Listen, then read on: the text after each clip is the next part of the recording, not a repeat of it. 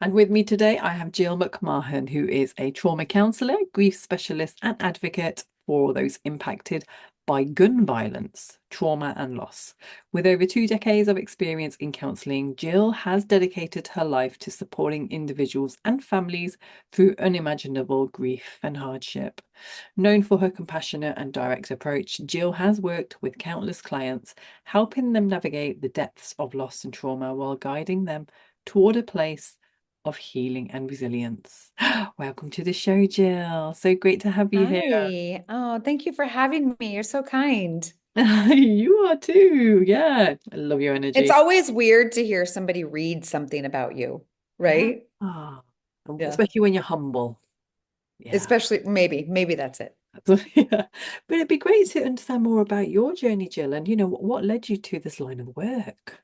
Mm, wow, girl. Well, it wasn't a direct route, I will tell you that. I actually went to graduate school here in the US in Colorado to become a marriage and family therapist. And of Mm. all things, I've ended up specializing in working the last 20 years specifically with survivors of suicide. So, um, our definition over here for a survivor of suicide is a friend or family member that has lost a loved one to suicide.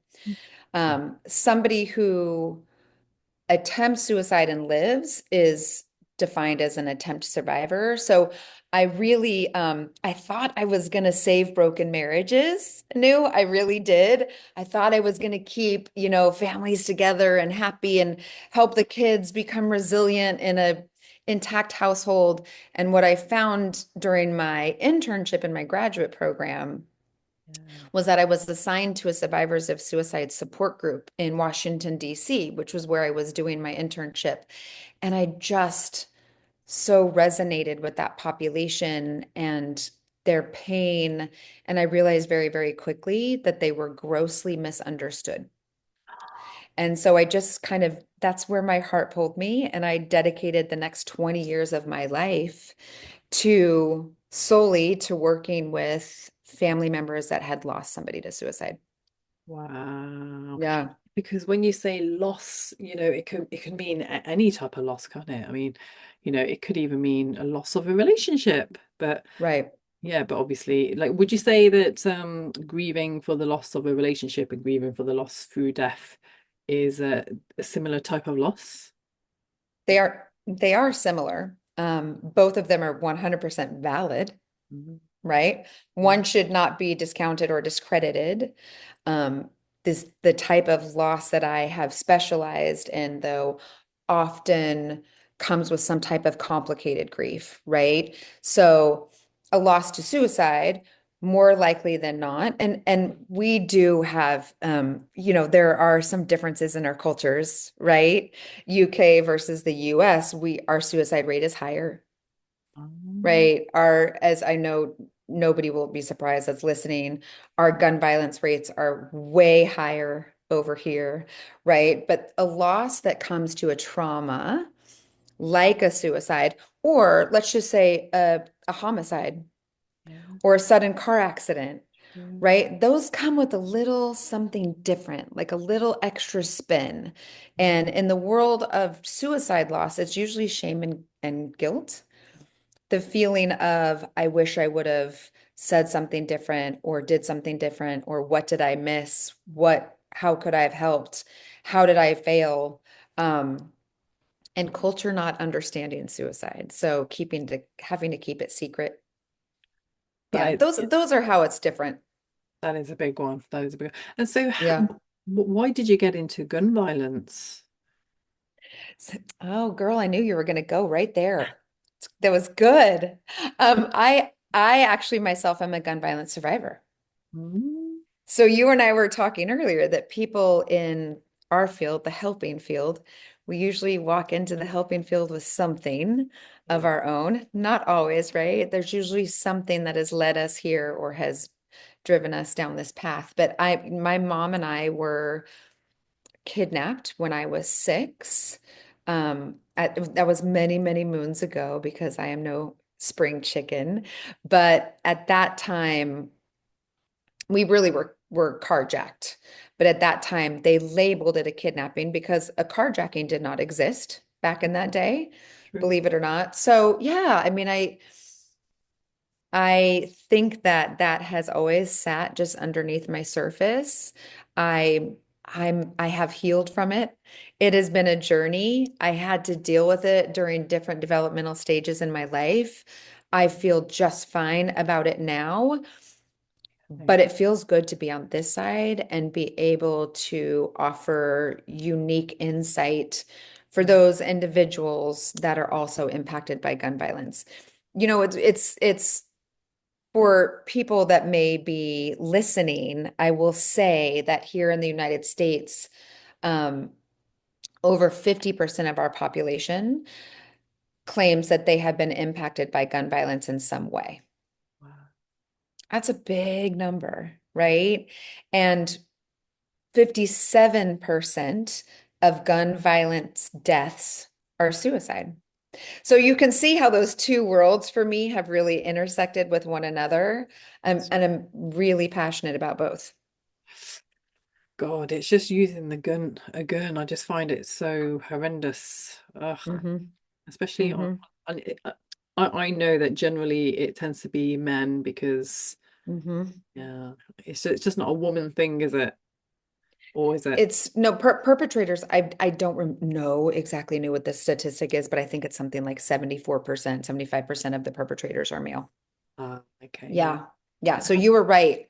You were yeah. right there. And that is one big difference that we have in our cultures. And, I try not to um Generalize. always go back to, right. As soon as I politicize it, what Mm, happens typically, at least here in the States, is that people will close their ears and stop listening to the conversation interesting. because there's such a big stigma around the topic. But I'm sure you're not surprised. I mean, obviously, the one huge difference is your gun law legislation versus ours, Yeah, that right? exactly. Yeah. And Yeah. we see what the difference is. I know. I mean, why are guns still Yeah. allowed? Just don't understand. Oh, we're trying to figure that out ourselves, girl. Oh, bless you. Yes. In the meantime, what I've tried to do, because here that is such a tricky topic, as the mental health professional, what I have tried to do is step out of the topic of gun regulations, gun laws, and start focusing on the victim or the survivor. Because typically, what will happen is Mm, that anywhere that there's some type of loss or injury or trauma associated with a gun, our media or our neighbors or our community members will just start talking about, well, where did he get it? What's the gun law there? How did that young gentleman get his hands on a firearm? What's the background check situation? And where in that conversation is the survivor? yeah, exactly. Never, Right? never is. Yeah, yeah. Yeah. So we kind of move the survivor to the side You do. and almost forget that they exist and start talking about, The criminal. well, right. And so I know I know you know this, but I released a book in the last couple months, and my whole point of the book was let's bring the attention back on the person that's been traumatized, Yeah. right? And how can we help that person and leave the yucky stuff out of it? Yeah, because we don't want to really know about the perpetrator, do we? I mean, it's just, again, it's free publicity for them and they don't deserve Yeah, it. right. Exactly. Yeah. Exactly. Yeah. And yeah, so your book's name for my listeners? It's called Bulletproof: Healing After Gun Violence and Trauma. Ah, excellent. Yeah. What do you feel makes it a unique book? Well, I will tell you, in researching for it, there's nothing like it to date. So, Okay. um, the book, each chapter I think it's like 14 chapters, and each chapter is three parts. So each chapter is written, a section is written for the survivor of gun violence. Now, remember, that's gun violence, any type of trauma or suicide, right? A portion of the chapter is written for their caregivers, to Oh, help them understand what the survivor or the victim is going through and how they can best be of support for them. And then the third part of the chapter is written for young or new mental health professionals. oh, So, right. So there really isn't anything like it. I kind of feel like, at least over here, we have this population that unfortunately is growing. yeah. And I'm not sure as a mental health community that we are being trained or Mm, that we are equipped to really um, help them to the best of our ability. So I wanted to also make sure that the friends and family members were acknowledged. yeah. You and I both knew what it's like to, but you and I are the type of people, Yeah. our friends and our neighbors come to us Yeah. True. when True. something's gone downhill, right? Or when something's gone wrong. Yeah. Yeah. They come to us because you and I can hold space for them. Yeah. Resilience. We non-judgmental. All the key skills required as a counselor. Right, exactly. All the key skills. But you and I then also get to hear how hard it is for them, the loved one, of being lost and confused and not knowing how to help and actually experiencing maybe some secondary trauma or vicarious trauma themselves Big thing. that they don't ever go and get support for. Yeah. So I did want to acknowledge them in the book and make sure that they have a portion of each chapter as well because I just felt like that was fair. I feel That's really. like they're lost a little bit. Yeah. Oh, that's really kind. So you've included everyone, and so what was the process like in actually writing the book as well? Doesn't my face say it all? Stressful. Always is, isn't it? Wow, I've just never done anything quite like that. It's very different than talk therapy, Yeah. right? It's very different than sitting a class across from a client or presenting in front of a room of people. Um, Yeah. I mean, I think you can tell I don't mind a microphone, but Yeah. it's very different to put thoughts from here Yeah. Yeah. through a pen on a page. I kind of told people around me that I felt like I was in graduate school again. I felt like a student again, like I had homework assignments and I had people grading my papers and waiting for my chapters and redlining my chapters and telling me to start over. That's- But at the end of it, I will tell you, it's an incredible, as I'm sure you can relate. Yeah. It's been an incredible high since it's been completed and out in the world. Feels great. Yeah, because I suppose it was three separate books. Yeah, to write, really. Mm. So, well, okay, so there is a series of three books. You were right. Though Mhm. that's a journal that I co-wrote with a client several years ago. And Wow. she had lost her husband to suicide. Oh, okay. And I think you will relate to this. I'm sure you've had some of these clients, but she was really resistant to grief and she was quite resistant to the therapy or counseling process. She just kind of thought it was all hogwash, Yeah, yeah, right? yeah, She wasn't going to be broken. She wasn't one of those people. And mm, what we found is if she kept a journal, yeah. and she wrote a little bit about her day-to-day experiences every day, that was beneficial to her. So what we did is we did publish those several years, probably about 7 years out from her grief. But Bulletproof is all me. It was a completely different experience. Fantastic. Yeah. Oh, amazing. Yipes. And so, Yipes. yeah. Oh, so just kind of moving back to gun violence as well. Yeah. So, how do you think the after effects of gun violence actually differs from other types of trauma in the clients that you've worked with? I think first and foremost, it's there's a lot of physiological response. So your body responds to grief, but it responds even differently to trauma.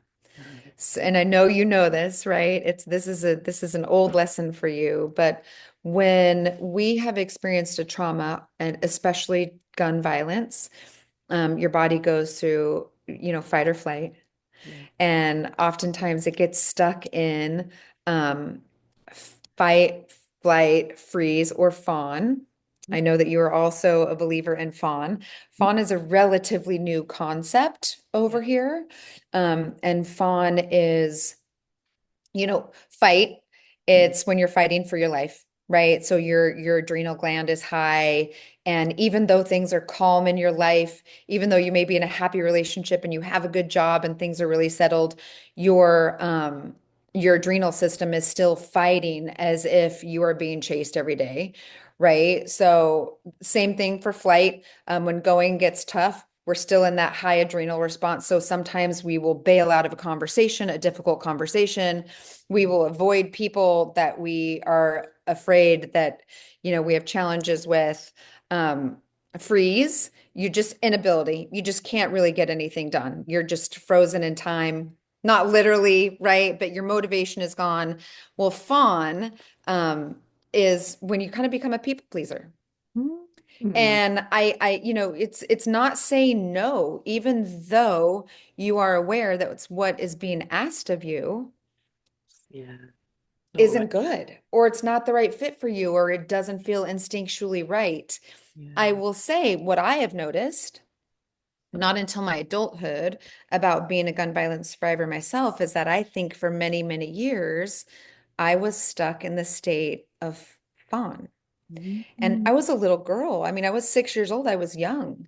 And I learned really quickly in that vehicle. I had a gun to my head. My mom was in the front seat, and she was being directed to drive from bank to bank to bank to withdraw our money. That's Mm. what they were ultimately after, right? Yeah. I learned really quickly at 6 years old that the quieter I stayed Mm. and the more well behaved I was, the Yeah. more likely that we were going to get out of it okay. And that Interesting. my mom was going to be okay. And that maybe by being a good girl, it was all going to be okay. Yeah. So I can now say that as an adult, but I will tell you as a kid and then a young adult and then, in my 20s and 30s, I functioned that way for so many years. If I just stay quiet and I keep the peace. So I've been functioning in fawn, and that is a part of my trauma response, right? Yeah. Yeah. It's Absolutely. still a silly example, but just one. I think that for gun violence survivors, we also, or they also experience triggers. Mm. Um, Watching movies can be particularly challenging. Think about, it doesn't matter where you are in the world, but let's just go to the cinema and watch any action adventure. And it's going to be less than 15 minutes before a pistol is pulled out, Mm. right? And somebody is being chased or Yeah. shot at, or, right? It's hearing the latest news story. It doesn't matter where it is in the world Yeah. about people being shot and how that mentally and emotionally takes you right back to Mm. your own experience. It's kind of feeling like you can't get away from it. And as a gun violence survivor, it's also the feeling that there aren't a lot of people out there that really truly understand what it's like to live in your shoes. So it can also be isolating. It Yeah. I can was imagine. a Like, long answer. Sorry, girl. no, that's really good. Thank you so much. Yeah. Yeah. Wow. And yeah, I can imagine that it's a lot more challenging and triggering. I guess it's a bit like, when you've experienced any type of trauma, by Yeah, watching it again on TV can be triggering, like especially if exactly. you haven't healed. So thinking about healing now, what tools or practices do you usually recommend for your clients? A lot of EMDR. So do you guys practice EMDR? Yeah, Yeah. What do you think about EMDR? well, I haven't done it myself, but I've heard about it and it's But really, you've heard of it. Yeah. yeah, Yeah. So yeah. it seems to be very powerful for trauma victims, right? So I believe EMDR started a number of years ago for war veterans and to kind of help them process and expel the images that they had captured in their minds. And now we're using it pretty much for anybody who's experienced any type of trauma. Okay. It's currently being used over here for teenage girls that are teenagers. that are experiencing anxiety as well. So what EMDR does, it's short for eye movement desensitization reprocessing, blah, blah, blah, whole bunch of words. Basically what it's not a lot of talk therapy.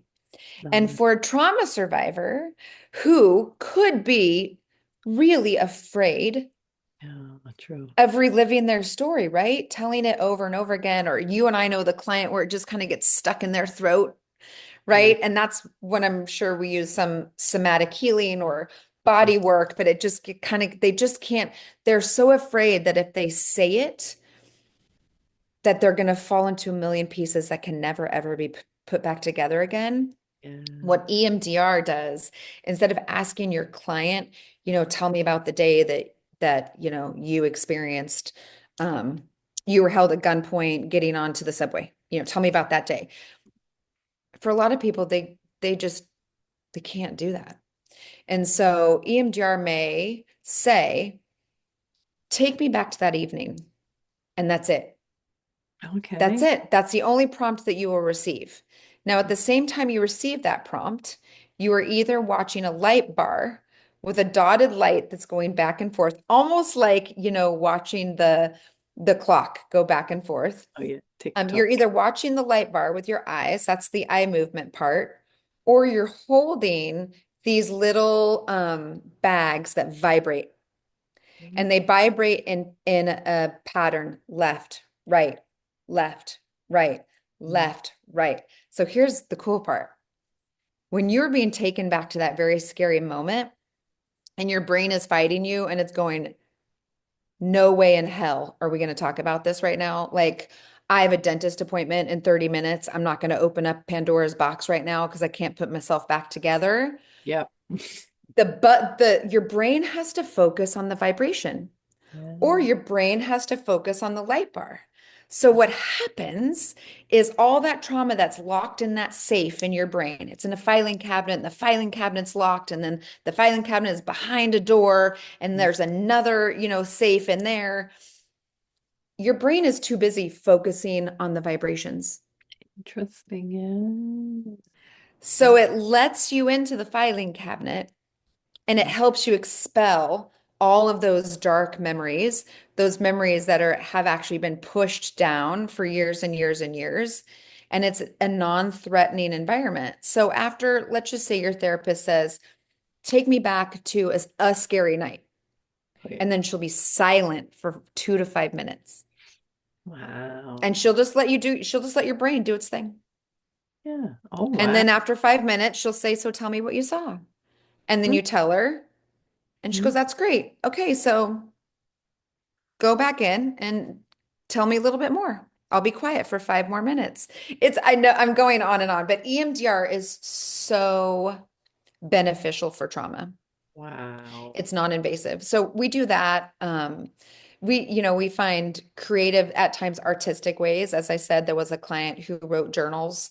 I have other clients that use art when they can't speak about their trauma. Um, Good. I am a big fan of breath work. We Yeah. do a lot of breath work to calm the nervous system, Yeah. right? Until the nervous system is calm enough that we can again go into those repressed memories, or that trash can. I just call it your trash can. Like, let's Yeah. just empty your trash can. Let's empty it Yeah. out. Like, Just get it out. Yeah. this is right. Yeah, What that's happens when you great. don't empty your trash can?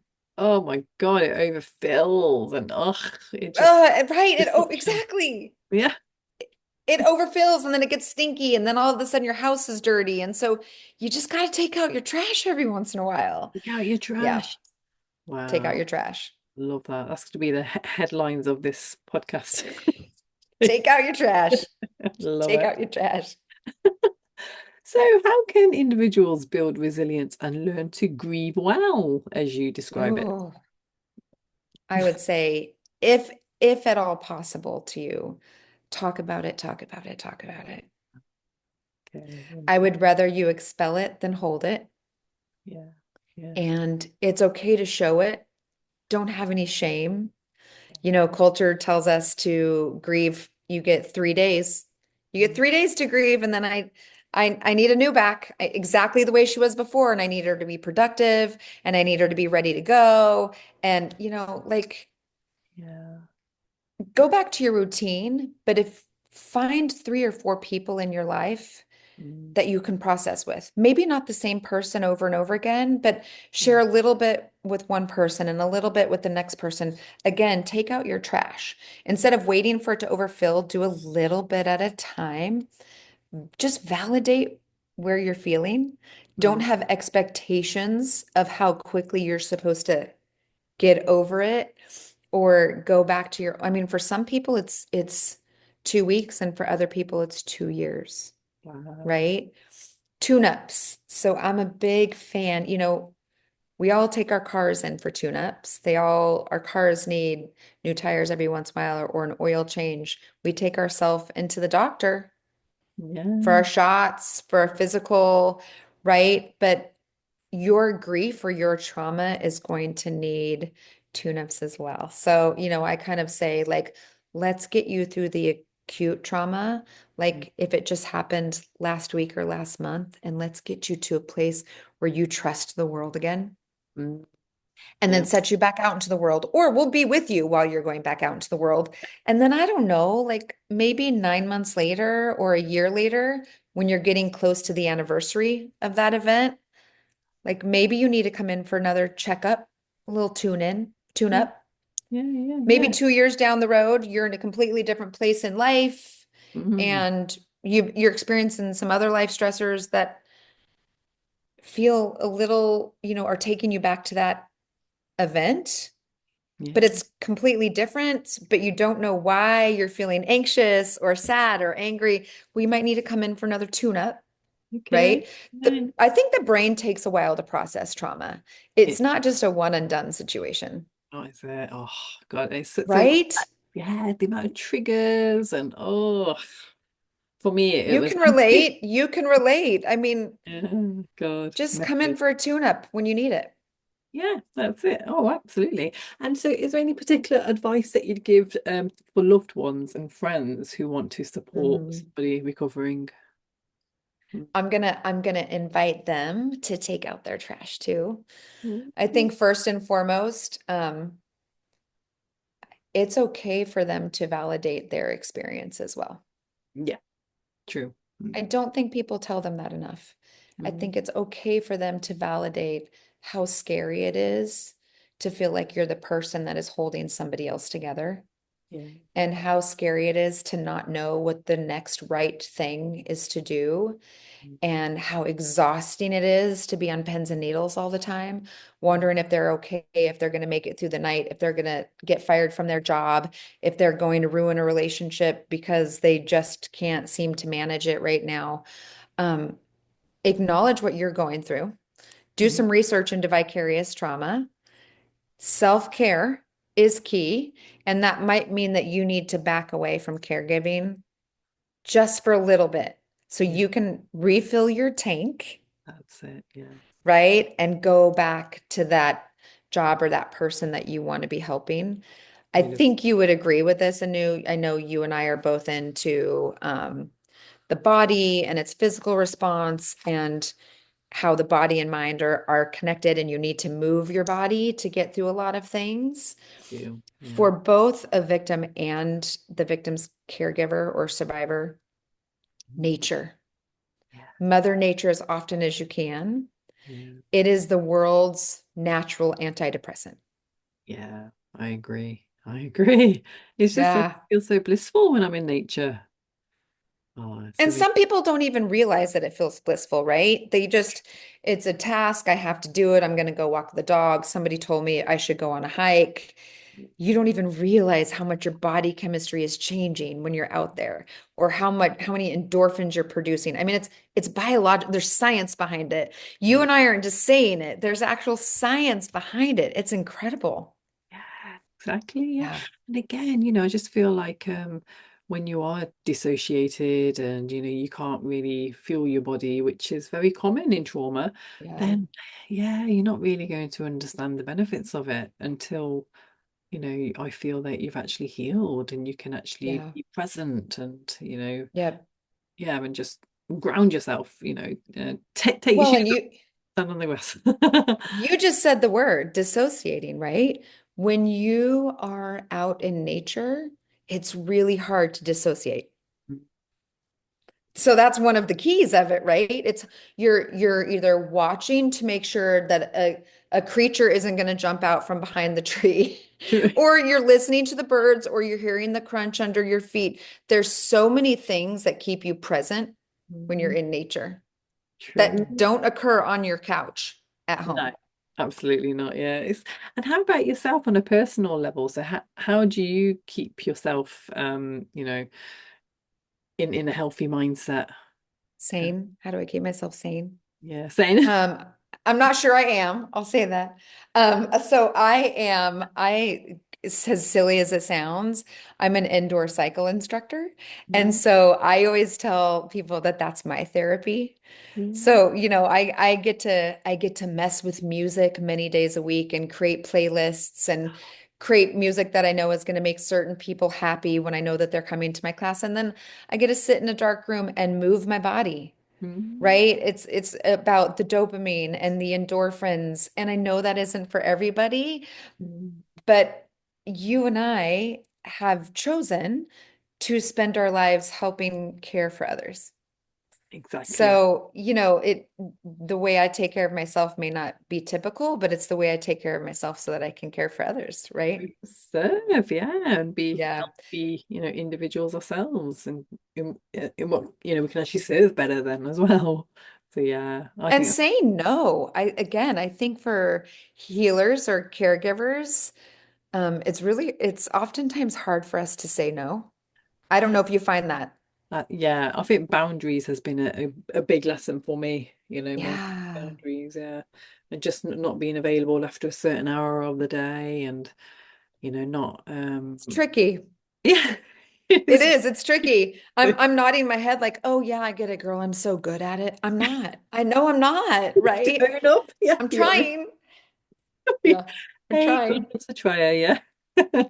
And so, what moments in your work have given you the greatest sense of purpose and fulfillment up until now? What elements of my work? Hmm.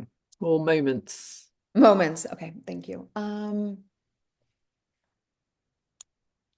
Well, I love it when years later I hear from a client out of the blue when I wasn't expecting it, and they'll just say, "You made such a difference in my life, and I'm a completely different person." And had I not sat down with somebody after those moments when my parents died, or I'm not sure I would have made it. Those always keep me going for sure.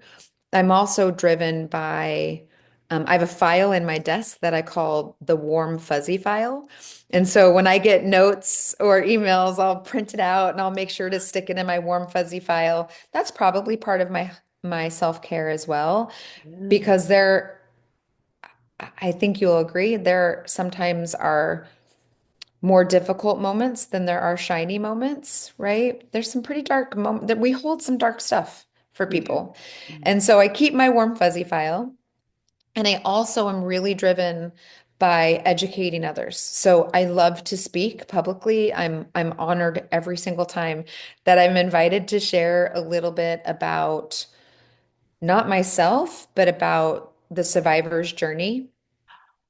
I think that yeah, I gain a lot from that, That is helping it. people understand how different and complicated these Mm. situations are. Yeah. Oh, perfect. That, yeah. And do you find there's any kind of misconceptions around grief and trauma? Oh gosh, yes, so much. So much. I don't think a lot of people understand the biological effects of grief and trauma. Okay. So Interesting. I do get the sense that others in the community may think that someone is embellishing or dragging their sadness out, or you should bounce back quicker. I think that's all a giant misconception. I Mm. do. Okay. I think it's a misconception for grievers that they're incapable of being resilient. They are. And in my work specifically, because I specialize in suicide and gun violence, there are so many fallacies and misunderstandings about both of those traumas, as we kind of discussed earlier. I mean, there's shame and guilt. How could I have done something differently? How did I get myself in this situation? What if I would have come home after work instead of running an errand? Would my son still be alive? It's and society not understanding mental illness. Mm, So really, not at times giving credit to what our loved one was struggling with, yeah. right? If we've lost a loved one to suicide, I will say that friends and families often become very uncomfortable mentioning their name Do they? because others don't know how to respond to it, and others have already made a judgment about that individual. Oh, If you've been impacted by gun violence, again, you will tell the story for a short period of time, and then it becomes political. And that is detaching you from the situation, and it's no longer warm, instead it's cold. So there's a lot of isolation in trauma because you just don't feel like others truly get it. they don't get, yeah, and it's that trust and feeling safe. We don't really get that, do we? Because Right. yeah, because of what's happened to us, and so yeah, you're right. I feel like first step is to find your community of people who have been Mhm. through similar, and I know that Yep. that really helped me. To, Absolutely. uh, Yeah, I agree. mm, I agree. Yeah. yeah, yeah, That excellent. would be number one for me. If I could recommend anything to a new survivor, it would be, is there a support group in your community of other of Yeah. other people that have experienced something similar? Oh, interesting. Yeah. Okay. Yeah, it's the power of community. The power of community. Yeah, yeah, fantastic. Oh, thank you. And so if there's somebody right now who may be feeling overwhelmed by trauma, what's the one thing that you'd want them to take away from today's episode? Empty your trash can. I And that like can it. mean so many things. You don't have to hold it to yourself. Please don't hold it yourself. That's Mm, not going to make it better. It's only going to make it worse. Share, even if it means you sprinkle a little bit of information onto several different people in your life, or just you really, really can overcome it. You just have to trust yourself, and you have to trust the process. no. Empty your trash can. There's a whole other life on the other side of it, I promise. Oh, I love that. Thank you. And so where can my listeners find you? Oh my goodness, girl. I have a website. It's jillmcmahoncounseling.com. Instagram, I'm Grieve with Jill. Mhm. They can find my bulletproof book on Amazon. Yeah. And that's enough. That's enough ways to find me, actually. I don't Really? want people to find me any other way. I'm hiding. Yeah, exactly. Yeah, that's funny. So no, that's great. So anybody, if they've got any questions about, this episode, or if you're currently going through a grievance yourself and you'd like to reach out to Jill just to, for any questions or comments, then I'm sure Jill would appreciate hearing from you. I would love it. I would Yeah. love it. Yeah, absolutely. Oh, amazing. And you can also reach out to me if you have any comments about this episode. And yeah, it's been great having you on, Jill. Thank you so much for Thank your you. vibrance and energy. It's been fun. Thank you for having me. Talking about grievance. Fun. It's like, yeah, Right, right. I know.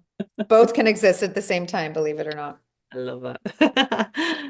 Oh, thank you so much, my beautiful listeners. That's all we have time for today, and I look forward to seeing you all in the next show.